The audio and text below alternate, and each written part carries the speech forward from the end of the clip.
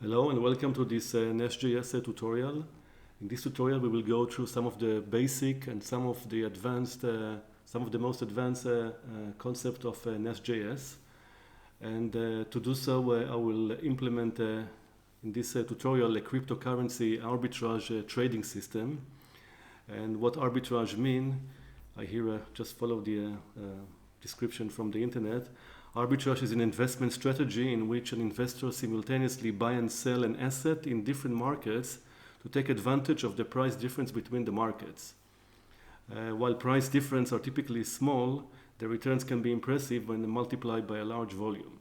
So practically, what it is buying and selling the same cryptocurrency in two different exchanges, taking advantage of the price difference between the two exchange platforms. So for this tutorial, I chose Binance and Coinbase, two of the most, prominent exchanges out there. There's no real reason that I chose them. I mean, it could be just any other two, as long as they provide an API access to their system. I'm also not in any way associated or affiliated with those markets. One thing is important to emphasize that this tutorial is theoretical, in the sense that we don't take into consideration transaction fees and transfer fees and the latency time between pulling out the data from those exchanges and the time in milliseconds of placing the orders in those exchange platforms. So let's go one step further. I will demonstrate the application, and later we will go deeply into the flow between the different components. So the application is actually running. Well, first of all, I have to run it here. So let's quickly run it. Okay. So the application runs on, in my case here for this tutorial, on localhost, and the port is 4200, which is the default Angular port. So let's run it. So we have here a menu, and in the menu I can register, I can log in, I can go to the trade floor, and I can see my orders. So let's register a new user. I already have three users in the system, so I'm going to create a user 4. Let's call him user 4, and the name will be user 4, and the email will be just test4 at test.com, and for the password we just call it simple, and we repeat it simple, and the register here was successful, so I can now log in with my new user. I can also do it from the menu here, so let's do it. So I go to user 4 and the password simple, and here I can get to the trade floor. In the trade floor, I can actually trade bitcoins, Ether, Litecoin, Atom, and Solana. Of course, this could be extended to as many currencies as we want. So from here, I choose one currency. Let's choose Bitcoin, and in Bitcoin, I can see immediately the prices that I pull from Binance and Coinbase. So this is real time, almost real time. Just like the latency that it takes to pull out the data. So the price in Binance is 16,697.26. The price in Coinbase is 699.02, and the difference is minus $148. Of course, it doesn't really matter if it's minus or plus, because in any ways I'm always going to buy the Bitcoin, the coin in the lowest price exchange, and sell it in the highest price exchange. So in this case, it will be because this is higher, so I'm going to buy it in Binance. No, this is and I'm going to sell it in Coinbase. And of course, the difference, as you can see, is quite small. It's 0.000. It's around 1/100%. So let's just place an order for $2,500, just for the sake of demonstrating the system. So here I place a trade. and are you sure you want to place the orders? And I click yes. And here I can see the order numbers and that my order was executed successfully. Now I can go to my orders, and here I can see the order that I just ran. So we can see here the order number, the transaction ID, the time that the order was executed, my user 4, the one that we just created, and the coin that we just traded, Bitcoin in that case. And here we can see two types of information. So here the first 3 fields here are the buy information, and the next 3 fields are the sell information, and the last one is the profit. So for the buy information, I can see the exchange where the buy order was executed. In this case, it's exchange B, which stands for Binance. The buy price this is the price that we actually bought it. And the cost, as we specify, $2,500. And here we can see the sell information. So the sell exchange is the Coinbase. The exchange C stands for Coinbase. The sell price was $1,600, $700, and $155. And in this case, you can see that it's actually slightly higher than the buy price. And the proceeds that we made from this transaction is like $2,500.335 dollars. And so the profit is like 0.335 cents. And so yeah, this is practically the application.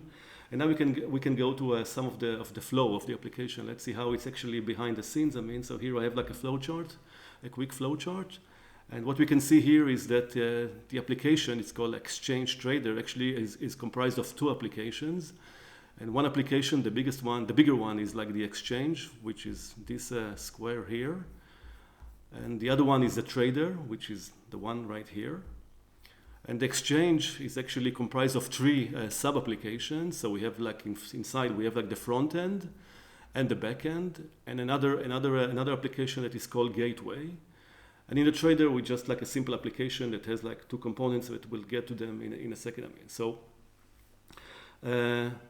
now the exchange, the back end of the exchange is actually talking to a Mongo database. And in the Mongo database, we have 2 collections. One is the users, like the user that we just created, and the other collection is orders, where we place the information about the order that we executed, as we saw in the small demonstration. Now the connection between the trader and the exchange is done through Kafka topics. We have like 2 different types of topic that we later in the next videos, we will cover. So we have like event-based topic, and we have like message-based topic. And for the flow of the application, so let's follow the arrows. So we have like the 2 Binance and Coinbase exchanges here. The trader has like a scheduler that pulls the data every 2 seconds from those two exchanges. It does some business logic. It just executes some business logic, but in our case, just for the case of simplicity, the business logic is comprised practically just on calculating the difference in price. Then it takes this information and places it in an event topic. And now the exchange, the gateway part actually reads this topic. It actually creates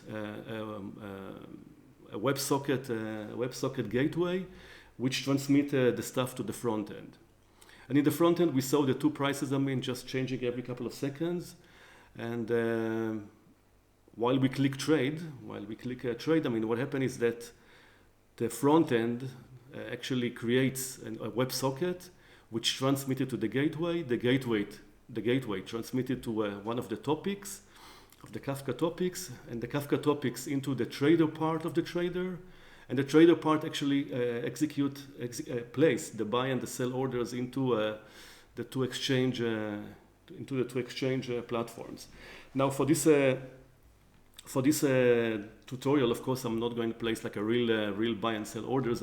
So all we do in that case is just like print the buy and the sell information.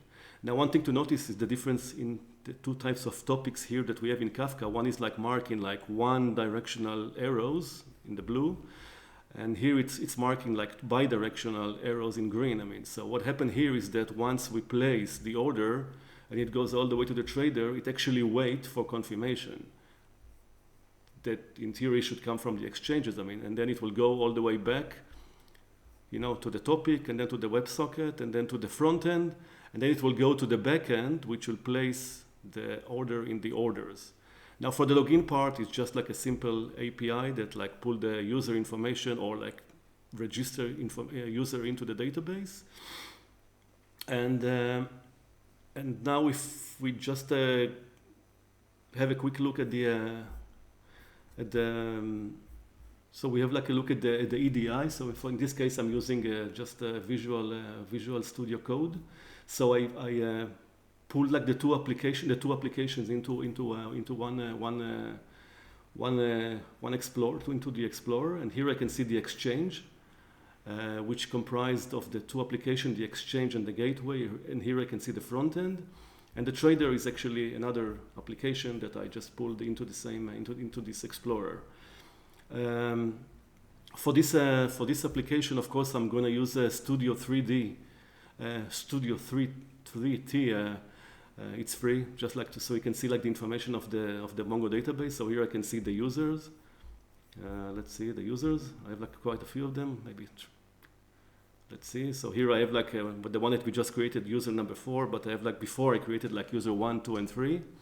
And in the orders, let's see what we have in the orders.